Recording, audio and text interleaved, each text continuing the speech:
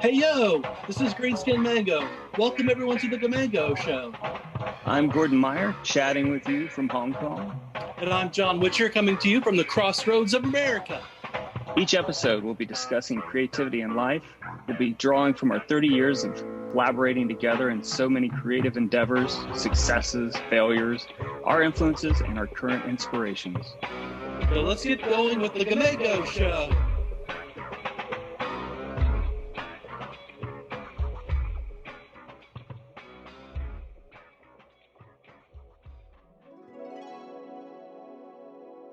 You got to put the work in if you want to have any success at all.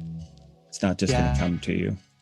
Oh, yeah, absolutely. I mean, you know, you're going to have opportunities, but opportunities are going to do absolutely no good if you don't put in the work and the preparation, you know, to at least meet or exceed the expectations, especially on that level. It was May 1992. John Frusciante quit the Red Hot Chili Peppers. I think they were on tour in Japan. Sitting in my room listening to the radio, and an ad came on that they were looking for a guitar player. I called, didn't think anything about it, left a message. A couple of weeks go by, nothing. I'm thinking, okay, there's no way. And then I got a call late in the evening. Obviously, you know, California, they're 3 hours off from us. So this person asked me if I wanted to audition for the Red Hot Chili Peppers. And honestly, immediately I'm thinking, you know, somebody's messing with me. There's no way. So she was like, yeah, no, this is real. I believe it was right around July 9th, and she gave me the address there, Lankershim Boulevard. I wrote all that down, and I'm just kind of freaking out, and that's when I called you. Do, right? That's right. You always kind of freak out when that would happen. That's awesome. That's amazing. So the Chili Peppers do this cattle call, and it's time to go to LA, right? They're really wild. I remember we were at the P-Funk concert. Was that the day before, or was that a couple of days before? Yeah, it seemed like it was maybe a day or two before. So Black Expo 1992 with P-Funk was like the main band that was there. And the opening group was Prince's New Power Generation. Yep. And I think they had a huge turnout there because everyone thought that possibly Prince might show up. Yeah. But he didn't. Yeah, but it was a wonderful show, though. Oh my gosh, George Clinton puts on and it just blew me away. That was really great. That was awesome. What type of preparation did you have? Mm-hmm. What songs or solos, or what's the expectation there? Because, I mean, John Frusciante's a pretty good guitar player, right? I mean, Hendrix, well, there's Frusciante. I mean, you know. And there's you now, filling the spot.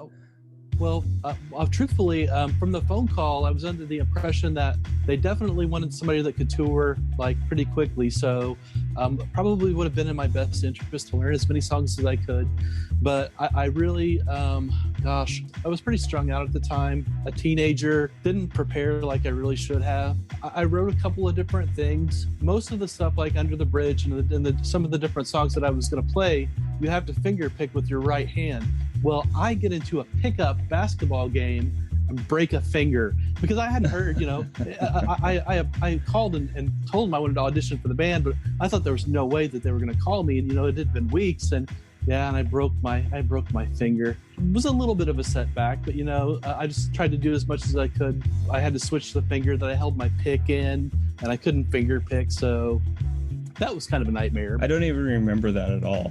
That's like so crazy that happened. I was afraid they weren't going to let me audition, so I didn't even wear the cast.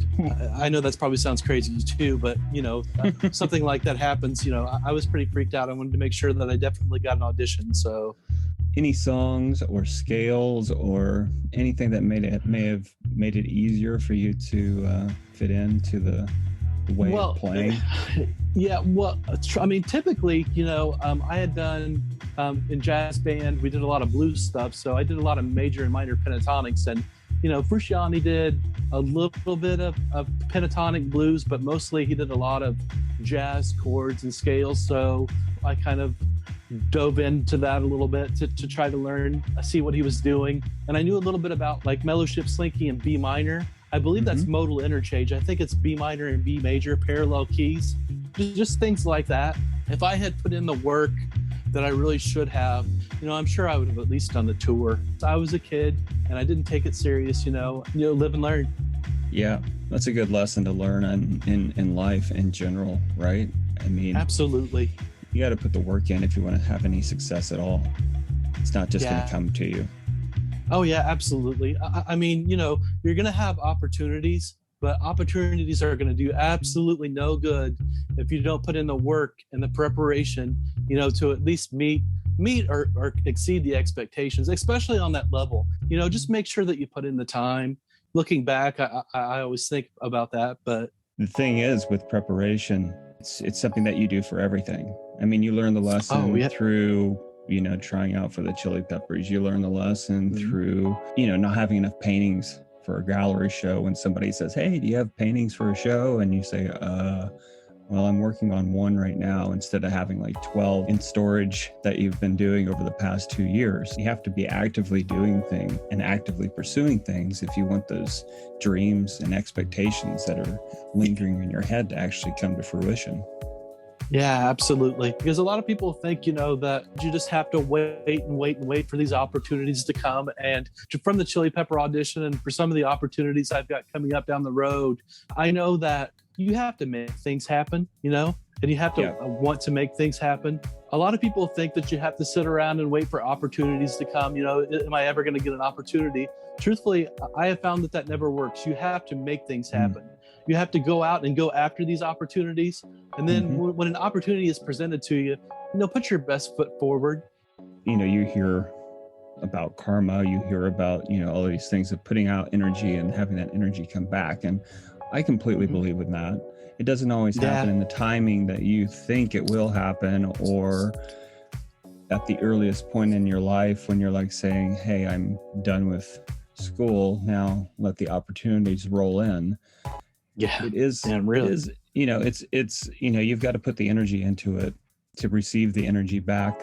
But I also think too, it's a lot of times it's doing things for others and showing your gratitude towards others. And people recognize, the hard work that you do or those things that you really specialize in. And those people are like the lightning rods in your life that can connect you to this opportunity or that opportunity or this person or that person that fundamentally change your life and your career. Yeah, I mean, and that's something you've done for me, Gordon. I mean, over the years, truthfully, I probably wouldn't have known any Chili Pepper songs or had that opportunity at all if I hadn't kind of opened my mind to different types of music. And, even now with some of the stuff I'm working on, they're talking about if you don't have original music, it's really, really tough to get in, especially with comedy. And I know that's something you pushed from day one, even when we were, recording our own stuff back in the day. Yeah, I mean, you have to have an original voice. I think if you have the voice inside, and that's the calling for you to do something, to create something, to talk to the world in your unique voice, the unique voice is the thing that you're supposed to be using. You may have to get there through the voice of somebody else, or maybe that's your first few steps or whatever. It's your voice that needs to be heard. That original voice that sings through you is what's important. Yeah. Oh, absolutely. And I remember, even though I got turned down, it was a great experience to fly out there. And I remember we had just gone to the P-Funk concert, and some of the musicians from the P-Funk band happened to be on the plane that I was flying on, which I thought was really wild. That was awesome. Yeah, that was pretty crazy.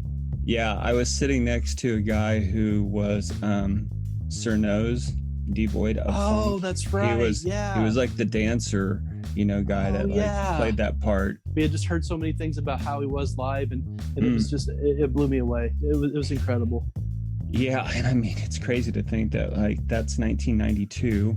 Oh. And we're going to go see George Clinton then, and then only just a few years ago I see them here in Hong Kong. That's wild. They're still playing here. And what was crazy too is that they had a few other headliners playing at the same time. And I wanted to kind of see some of the other headliners because I'd seen P-Funk, but the whole time I was like, I will stay as long as I can until I see that the party over there for P-Funk has grown into, level 10. And Mm-hmm. and that's what happened. I think I stayed 3 or 4 songs to see, it was Sigaros, watching Sigaros, which is very calm and, noise rock-ish, Mm-hmm. and I love them, but not when P-Funk is right over there next to us, and people are bobbing their heads and having a great time, and I'm like, yeah, forget it, I'm going over to see P-Funk, and got up like in the front row, and it's amazing.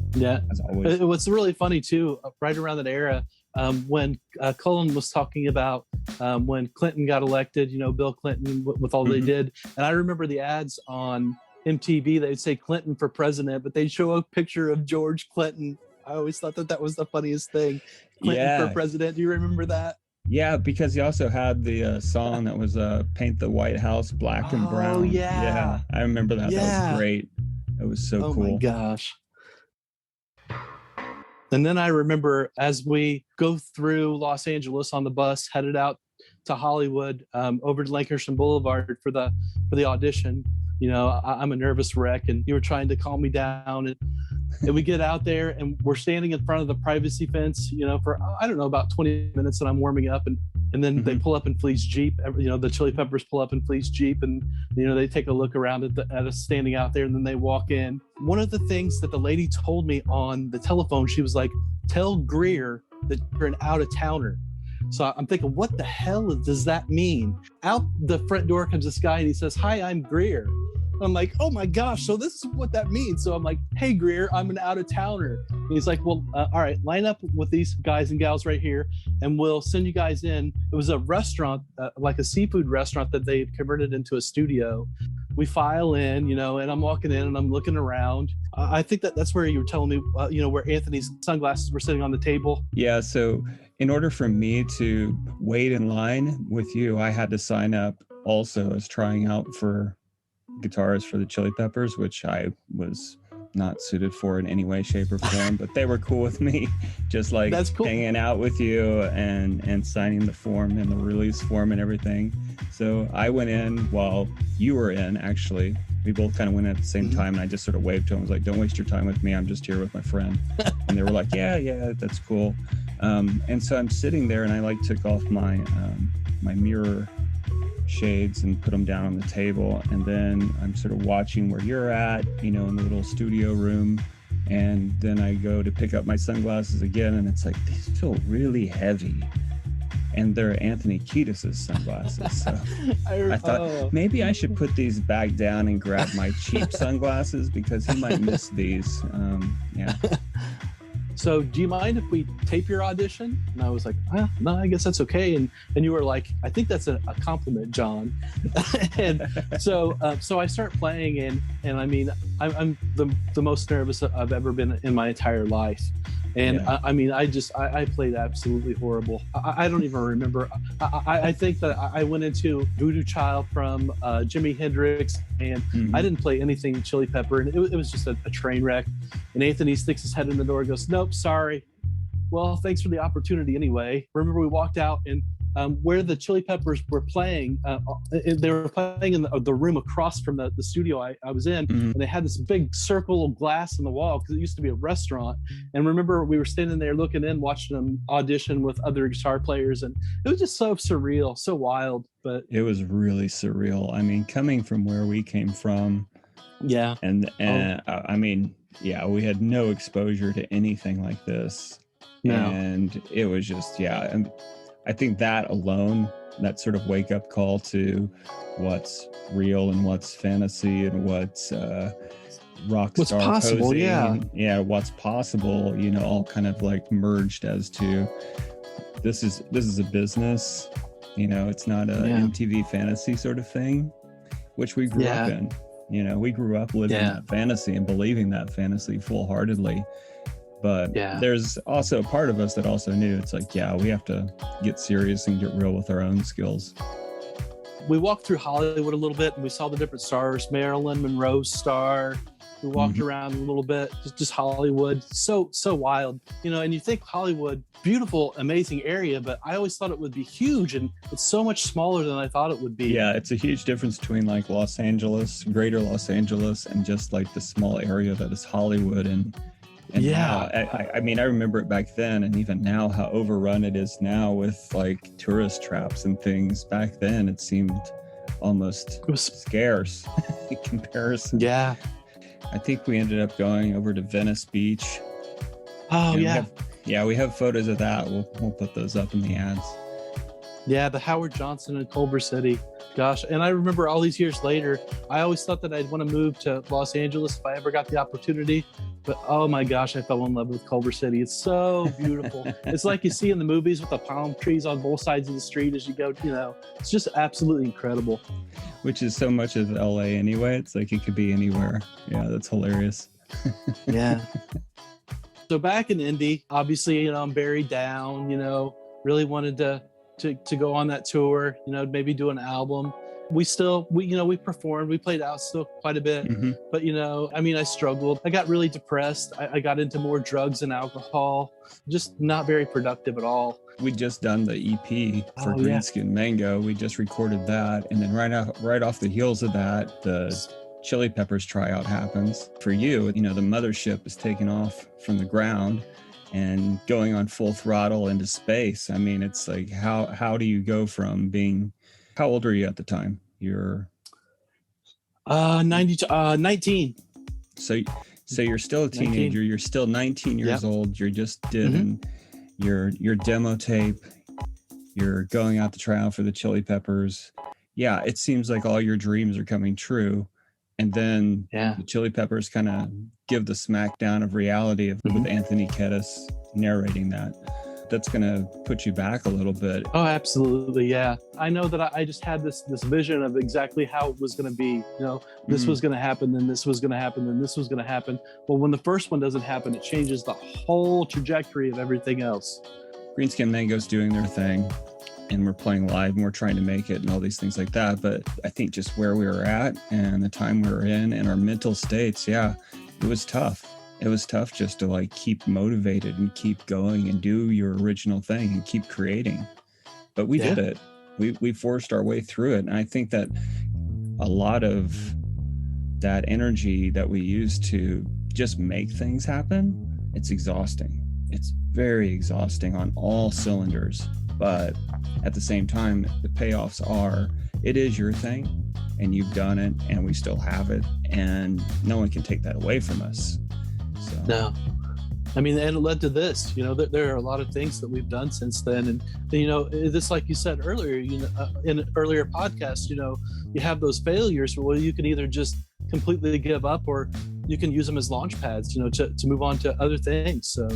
Absolutely. And with every time that we do something new, we meet new people and new people come along the way. I mean, even within our band, the great people that we've worked with, Derek and Chris and, all these amazing Charles, all these amazing people that we work with. No matter what kind of music you're in or art you're in, I mean, if you want to be a rapper, if you want to be like an artist, if you want to be the lead in a Broadway musical, if you want to do any of these things and you have all these aspirations to do it, you got to do the homework and you got to do the work and research and everything else that goes along with it.